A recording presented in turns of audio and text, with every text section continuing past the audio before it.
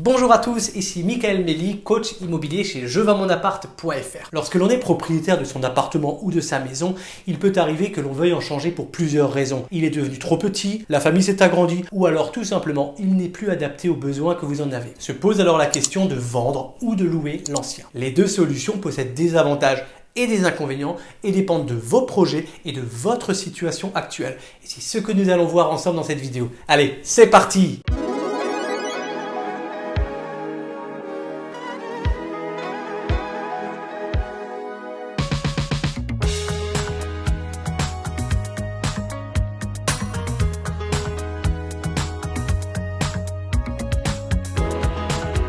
Vendre son bien immobilier offre l'avantage d'avoir une rentrée d'argent importante qui peut servir pour financer de nombreux projets. Achat d'un nouveau bien immobilier, déménagement hors de France, passage d'une maison à un appartement, voyage autour du monde, les raisons sont diverses et variées. Ce choix peut même s'avérer très malin en fonction des prix de l'immobilier. Si vous quittez un secteur où les prix sont très élevés pour aller vers un secteur où les prix sont plus bas, soit vous pourrez acheter plus grand, soit vous pourrez garder un beau pactole pour vous après l'achat. Si votre projet est de racheter un appartement ou une maison, le fait de vendre l'ancien vous permettra d'avoir un apport et de ce fait-là d'avoir un montant de prêt moins élevé. Vous pourrez donc avoir une mensualité plus basse ou une durée de financement moins importante. De plus, les banquiers demandent régulièrement d'avoir de l'apport dans un projet immobilier. Notez également que la vente d'une résidence principale est exonérée d'impôt sur la plus-value. Enfin, le fait de le vendre vous évite d'avoir besoin de gérer les contraintes d'un locataire, de devoir faire face au risque d'impayé de loyer ainsi que des coûts de remise en état de votre logement entre deux locations.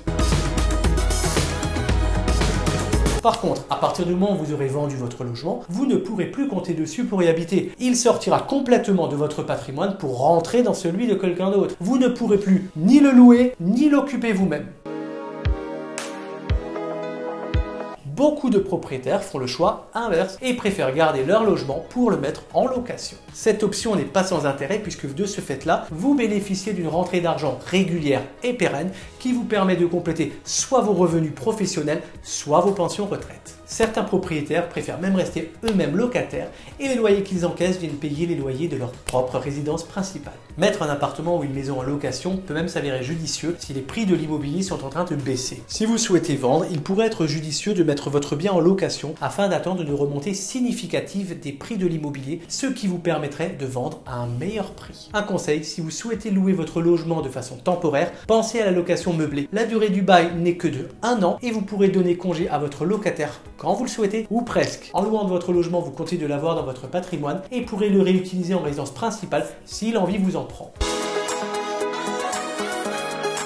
Toutefois, la location n'a pas que des avantages. À partir du moment où vous décidez de louer, il vous faudra faire face à la gestion locative, aux travaux dans votre appartement ainsi qu'au risque d'impayés. Si votre logement est en copropriété, il vous faudra continuer d'aller aux assemblées générales et s'il y a des travaux, eh bien, ils seront pour vous. Si vous souhaitez ensuite vendre votre appartement alors que votre locataire est toujours en place, vous serez obligé de le vendre en logement loué.